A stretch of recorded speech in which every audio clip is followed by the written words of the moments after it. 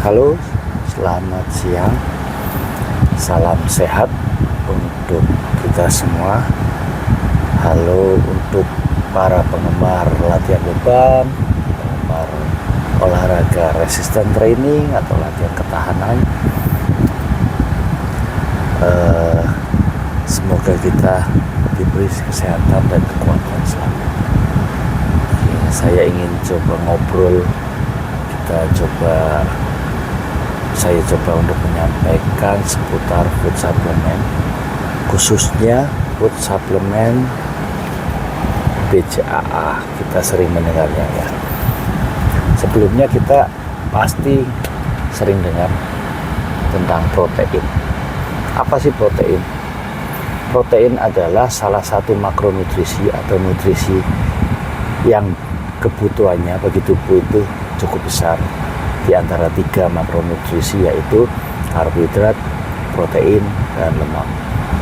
Protein sering kita sebut, sering kita dengar, terutama bagi atlet-atlet olahragawan, terutama pada khususnya olahraga latihan beban atau resistance training atau fitness atau binaraga yang erat kaitannya dengan otot, di mana sel-sel tubuh termasuk sel otot membutuhkan banyak protein untuk memperbaiki jaringannya yang telah rusak atau sel-sel yang sudah tua. Setelah kita melakukan olahraga angkat beban, kita banyak melakukan resistance training pada otot-otot, maka sering terjadi kerusakan. Pasti terjadi kerusakan bergantung pada tinggi rendahnya intensitas yang kita lakukan. Namun protein tersebut tersusun dari 20 jenis lebih asam amino yang punya peran masing-masing di dalam tubuh, dari atas sampai bawah, dari luar sampai dalam tubuh kita. Seluruh jaringan tubuhnya membutuhkan protein, membutuhkan asam amino dari protein. Nah, di mana otot adalah bagian organ atau jaringan yang sangat besar dalam tubuh dan sering kita libatkan dalam olahraga, terutama latihan beban, sehingga otot mengalami banyak kerusakan sel dan jaringannya yang tujuannya untuk dibangun lagi menjadi sel-sel dan jaringan yang lebih muda, lebih kuat, dan lebih baru lagi. Di situ kita membutuhkan proses anabolik yang mana membutuhkan asam amino yang peranannya sangat dasar dan pokok untuk membangun, terutama 3 jenis asam amino yaitu leusin, isoleusin, valin. 3 jenis asam amino itu adalah asam amino yang menyusun BCAA tadi. Kita bisa dapat dari makanan, dari sumber-sumber protein. Namun untuk para penggemar fitness, latihan beban, kita membutuhkan sangat atau lebih banyak BCAA yang kemungkinan tidak bisa kita cukupi dari makanan. Nah, di sini peranan kita mengonsumsi BCAA tersebut biasanya untuk mencegah katabolik atau pemecahan sel otot berlebihan, mencegah overtraining, mencegah stres otot berlebihan. Karena BCAA itu peranannya untuk membangun, memulihkan, memperbarui sel jaringan otot yang kita miliki, terutama yang habis kita latih. Dari akibat latihan tersebut, kita mampu merusak sel jaringan otot tersebut untuk dipulihkan kembali menjadi sel atau jaringan tubuh yang baru, sehingga otot kita mempunyai kekuatan yang mengalami peningkatan dan ukuran yang mungkin mengalami peningkatan atau perkembangan juga. BCAA ini atau branched chain amino acid, asam amino rantai bercabang berdasarkan bentuk struktur kimiawinya. Ini fungsinya, ini lebih tepat dikonsumsi sebelum dan sesudah latihan.